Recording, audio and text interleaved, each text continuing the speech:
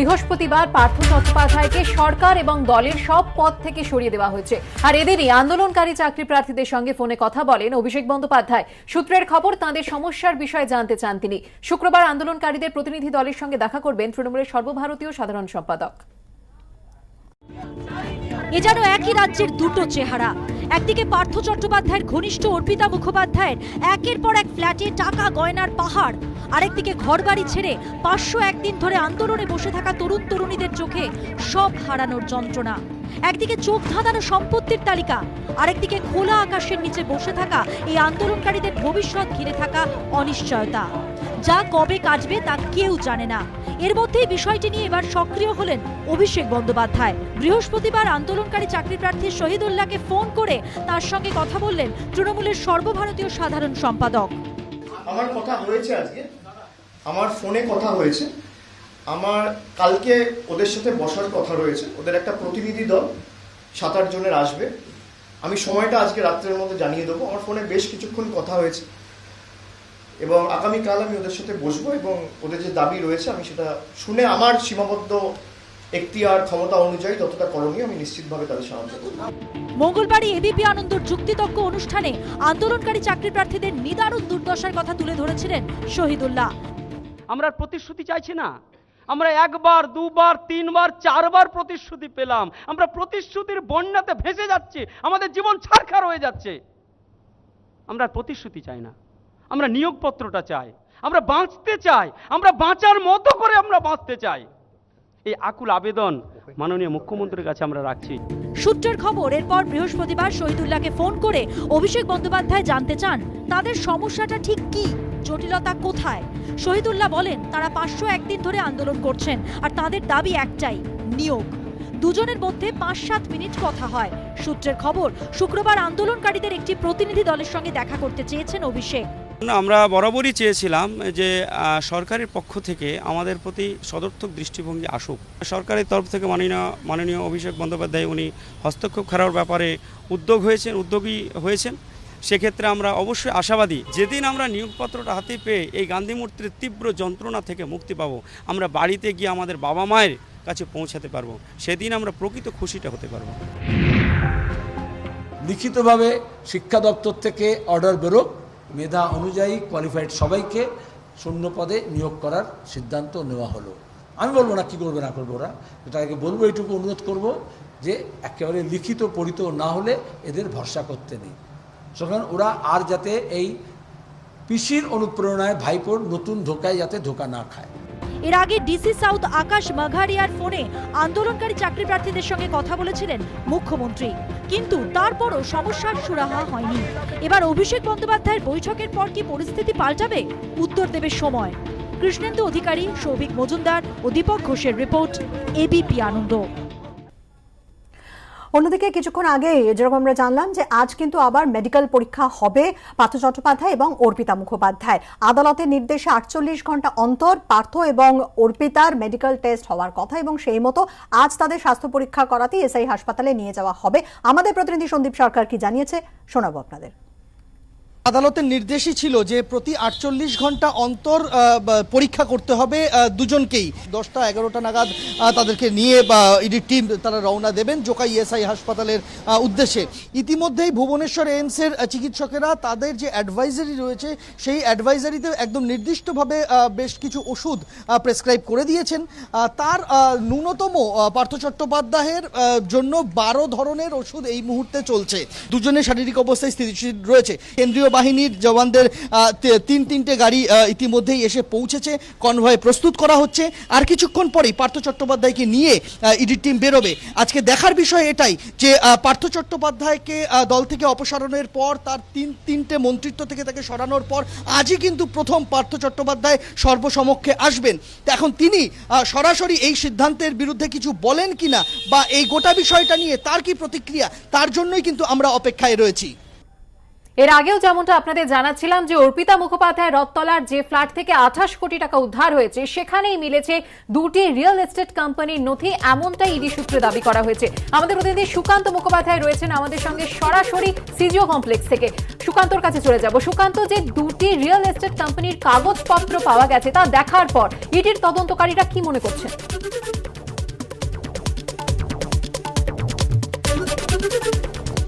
দেখো 8 এর যে ফ্ল্যাট অর্থাৎ যেটি ব্লক 5 এ ছিল সেই ফ্ল্যাট থেকে আমরা জানি যে গত বুধবার দিনকে গভীর রাতে হানা দিয়ে প্রায় 28 কোটি টাকারও বেশি নগদ সেখান থেকে উদ্ধার হয়েছে।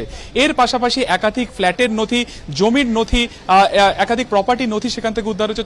সব থেকে বেশি ভাবাচ্ছে তদন্তকারীদের দুটি রিয়েল এস্টেট কোম্পানির নথিপত্র পাওয়া। তোমাকে জানিয়ে রাখবো এই দুটি রিয়েল এস্টেট কোম্পানির এখনো পর্যন্ত যেটা ইডি সূত্রে আমরা জানতে পারছি যে দুটি কোম্পানির ক্ষেত্রেই তার যে রেসিডেন্সিয়াল, তার যে অ্যাড্রেস দেখাচ্ছে, তার যে অফিসিয়াল অ্যাড্রেস দেখাচ্ছে সেটা কিন্তু দেখাচ্ছে যেটা যে its registered address is Clubtown Heights 14 BT Road Block 5 Flat 8A Kolkata WB 700056 অর্থাৎ পিনকোড হিসেবে সেই অ্যাড্রেসই দেখানো হচ্ছে এই রিয়েল এস্টেট কোম্পানির, যেই অ্যাড্রেস থেকেই 28 কোটি টাকা উদ্ধার হয়।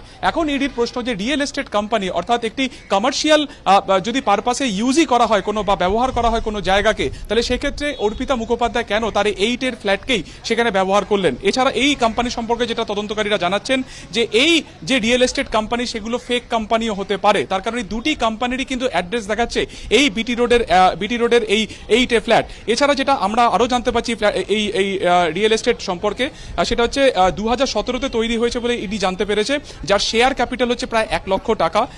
এটির মূলত কাজ হচ্ছে রিয়েল এস্টেট কাজ। এই কোম্পানির শেষ জেনারেল মিটিং হয়েছিল 30 November 2021, balance sheet last file হয়েছিল 31 মার্চ 2021 এবং যার ডিরেক্টর হিসেবে 3 জনের নাম এখনো পর্যন্ত কিন্তু উঠে আসছে, বিশ্বজিৎ রায়, দেবাশিস দেবনাথ এবং অন্তিম গোস্বামী।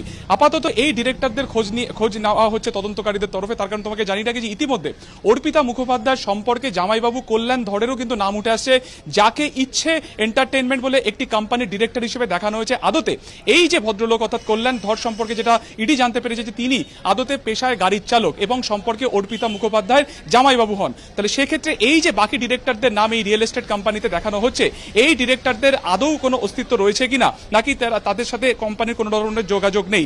আপাতত ইডি তদন্তকারীরা মনে করার চেষ্টা করছেন বা তারা খোঁজ নেওয়ার চেষ্টা করছেন এই যে দুটি রিয়েল এস্টেট কোম্পানি রয়েছে এই কোম্পানির আন্ডারে আরো কোনো শেল কোম্পানি রয়েছে কিনা, এবং এই যে বিপুল অর্থ 28 কোটি টাকার যে নগদ পাওয়া গেছিল সেই টাকা কোনোভাবে এই শেল কোম্পানির মাধ্যমে ব্যবহার করা হয়েছে কিনা।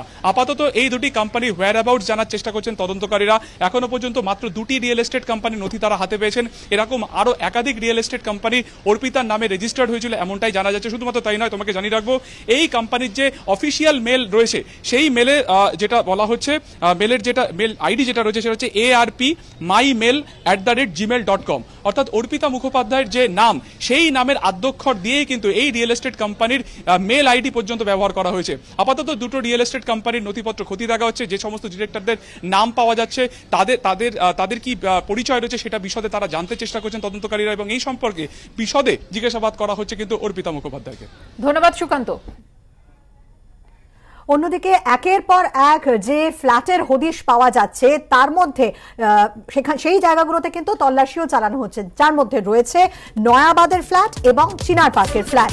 তল্লাশি করা হয় এই দুটি ফ্ল্যাটে গতকাল বিকেল থেকে রাত পর্যন্ত প্রায় 5.5 ঘন্টা। বেশ কিছু গুরুত্বপূর্ণ নথি সেখান থেকে বাজেয়াপ্ত করা হয়েছে।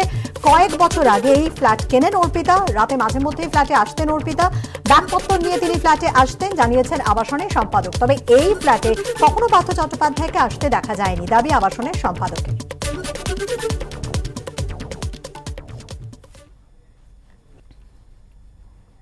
আমরা জানি যে এখানে অর্পিতা ম্যাডামের একটা ফ্ল্যাট আছে, এবার সেটা তদন্তের সূত্রে ইডি জানতে পেরেছে এবং এসছে, নিজের কাজ করছে।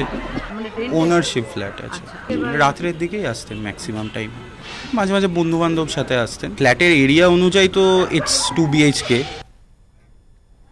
পার্থ চট্টোপাধ্যায় ঘনিষ্ঠ অর্পিতা মুখোপাধ্যায়ের দুটো ফ্ল্যাট থেকে উদ্ধার হওয়া টাকা এবং গয়নার পরিমাণ চমকে দিয়েছে অনেককেই। এ নিয়ে তৃণমূল সরকারের বিরুদ্ধে একযোগে আক্রমণ শানাচ্ছে বিরোধীরা।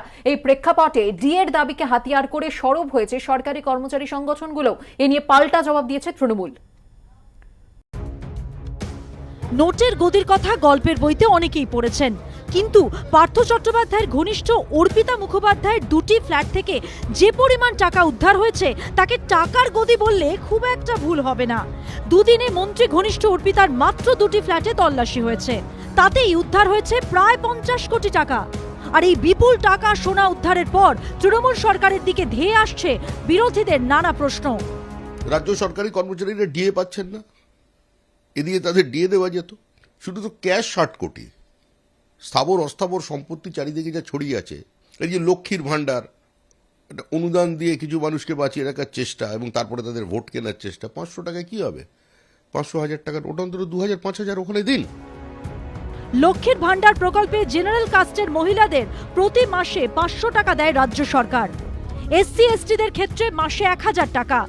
কন্যাশ্রী প্রকল্পে অষ্টম থেকে দ্বাদশ শ্রেণী পর্যন্ত বছরে 750 টাকা। তারপর বিয়ে না করে পড়াশোনা চালাতে চাইলে এককালীন 25,000 টাকা দেওয়া হয়। এই যা দেখছি আমরা এইসব তো 25 ভাগ, 75 তো কালীঘাটে। সরকারের নানাবিধ প্রকল্প সেখান থেকে লুট করা হচ্ছে। 100 দিনের কাজ থেকে শুরু করে কন্যাশ্রী, লক্ষ্মী ভাণ্ডার লুট করা হচ্ছে। যদি না লুট করতো এই সবগুলো তো অনেক বেশি টাকা দেওয়ার সুযোগ ছিল তো। এই মুহূর্তে কেন্দ্রীয় সরকারি কর্মচারীদের সঙ্গে বাংলায় রাজ্য সরকারি কর্মচারীদের ডিএর ফারাক 31%।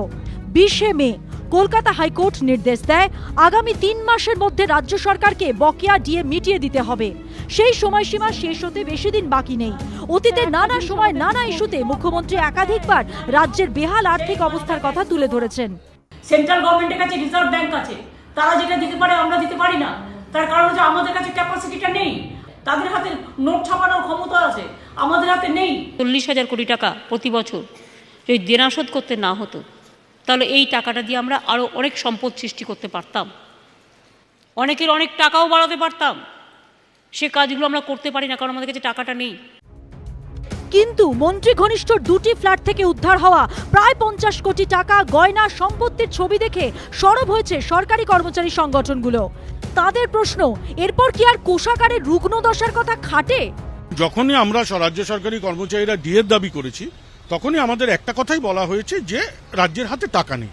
কিন্তু আজকে আমরা সবাই দেখতে পাচ্ছি এই যে টাকা উদ্ধার হয়েছে, এবং সবাই বলছে এটা নাকি হিমশৈলীর চূড়া মাত্র। তাহলে শুধু হিমশৈলীর চূড়া দিয়েই আমাদের 2 কিস্তি দিয়ে দেওয়া যায়। তার মানে পুরো পাহাড় যখন উদ্ধার হবে তখন তো অ্যাকচুয়ালি দিয়ে দিতে কোনো অসুবিধা থাকার কথা নয়, এবং মহামান্য হাইকোর্টও নির্দেশ দিয়ে দিয়েছে দিয়ে দেওয়া। এই ঘটনা আমরা কেউ এক্সপেক্ট করিনি। সত্যি সত্যি আমাদের পার্থচারে যে আমাদের কলিগ, আমরা লজ্জিত এই অবস্থায়। আমি আশা করব এখনো সঠিক তদন্ত হবে এবং সত্যতার সামনে আসুক। যে পার্থ চ্যাটার্জিকে আমরা চিনতাম, এই পার্থ চ্যাটার্জির সাথে মিল খুঁজে পাচ্ছি না। আপাতত পার্থ চট্টোপাধ্যায়ের ঘনিষ্ঠ ফ্ল্যাট থেকে উদ্ধার হওয়া কুবেরের ধন ইডির হেফাজতে। আর তার উৎস জানতে পার্থ চট্টোপাধ্যায়, অর্পিতা মুখোপাধ্যায় সহ অন্যান্যদের জেরা করছেন গোয়েন্দারা। কৃষ্ণেন্দু অধিকারী, আশাবুল হোসেন ও শিবাশিস মৌলিকের রিপোর্ট, এবিপি আনন্দ। আপনারা জানেন যে সংসদে বাদল অধিবেশন চলছে এবং এই বাদল অধিবেশন থেকে মোট 27 জন সাংসদকে কিন্তু সাসপেন্ড করা হয়েছে। অধিবেশন থেকে সাসপেন্ড হওয়া এই সাংসদরা সংসদ ভবন চত্বরে ধর্ণা চালিয়ে যাচ্ছেন এবং এই 27 জন সাংসদের মধ্যে রাজ্যসভার সাংসদ 23 জন, লোকসভার সাংসদ 4 জন।